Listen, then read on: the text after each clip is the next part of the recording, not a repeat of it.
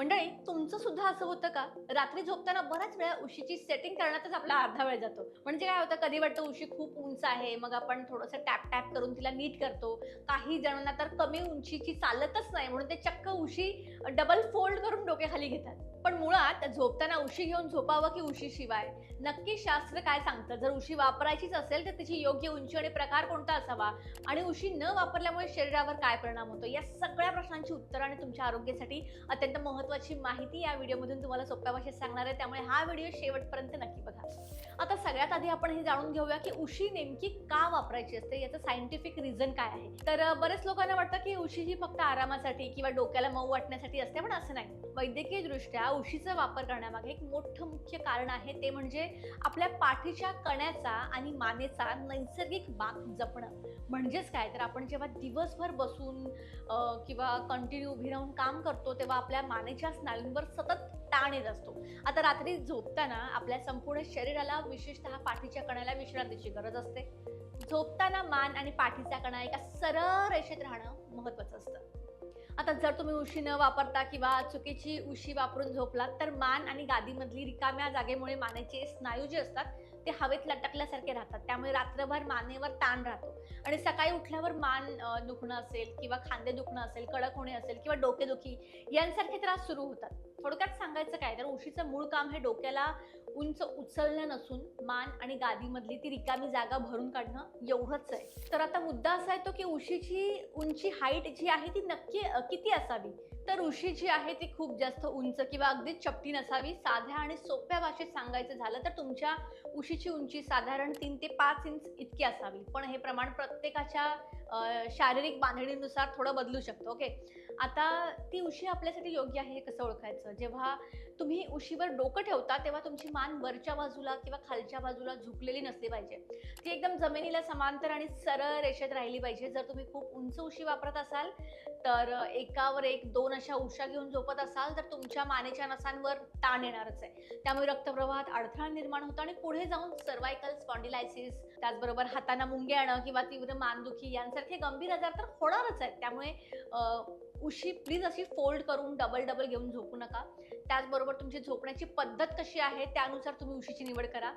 आता प्रत्येक माणसाची झोपण्याची पद्धत वेगळी असते, त्यामुळे तुमच्या झोपण्याची पोझिशन तुम्हाला कुठेतरी हेल्प करत असते की तुम्ही कशी उशी वापरायला हवी.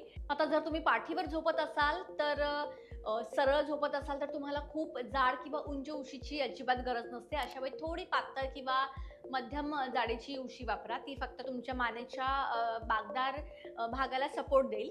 पाठीवर झोपताना जर तुम्ही खूप उंच असलेली उशी घेतली, तर तुमचं डोकं जे आहे ते पुढे बेंड होतं. त्यामुळे काय होतं, श्वास घ्यायला त्रास होतो आणि घोळण्याची सवय लागते. त्याचबरोबर पाठीवर झोपताना दोन्ही गुडघ्यांच्या खाली एक लहान उशी जर तुम्ही ठेवली, तर पाठीच्या कण्यावरचा ताण कमी होतो आणि पाठीला रिलॅक्स फील होतं. आता नेक्स्ट, जे कुशीवर झोपतात त्यांनी कशा पद्धतीची उशी वापरायला हवी? तर बहुतेक जण कुशीवरच झोपतात. तर जर तुम्ही एका बाजूला झोपत असाल, तर तुमची खांद्याची रुंदी जितकी आहे, साधारण तितक्याच उंचीची उशी तुम्हाला लागेल. कारण काय, तर कुशीवर झोपल्यावर कान आणि गादीमध्ये खांद्यामुळे मोठं अंतर पडतं. जर उशी खूप पातळ असेल, तर मान खाली लटकते आणि संपूर्ण भार खांद्यावर येतो. त्यामुळे कुशीवर झोपताना कडक आणि योग्य सपोर्ट देणारी उशीच वापरा. आणि कुशीवर झोपताना 2 गुडघ्यांच्या मध्ये एक बारीक उशी ठेवली, तर आपली कंबर आणि हिप जॉइंट एका रेषेत राहतात. त्यामुळे कंबर दुखीचा त्रास शक्यतो लवकर होत नाही. आता काही जण असे असतात जे पोटावर झोपतात. सो जर तुम्हाला पोटावर झोपण्याची सवय असेल, तर उशी न वापरणं हा एक चांगला ऑप्शन आहे. कारण पोटावर झोपताना जाड उशी वापरली की मान रात्रभर एका बाजूला जास्त पिरगळली जाते आणि पाठीचा कणा वाकडा होतो. त्यामुळे सकाळी उठल्यावर पाठीत आणि मानेमध्ये भयंकर वेदना होतात. तरी सुद्धा उशीशिवाय झोपणं कठीण वाटत असेल, तर डोक्याखाली उशी न घेता थेट पोटाखाली किंवा ओटीपोटाखाली एक लहान उशी तुम्ही ठेवू शकता. आता उशीशिवाय झोपणं फायदेशीर आहे की तोट्याचं आहे? तर सोशल मीडियावर किंवा अनेक ठिकाणी आपण ऐकतो की उशीशिवाय झोपणं शरीरासाठी खूप चांगलं असतं. पण हे पूर्णपणे सत्य नाहीये. ओके. कारण उशीशिवाय झोपल्यामुळे काय होतं, तर पाठीचा कणा एकदम सरळ राहतो. पण हे फक्त पोटावर किंवा पाठीवर सरळ झोपणाऱ्यांसाठीच लागू होतं.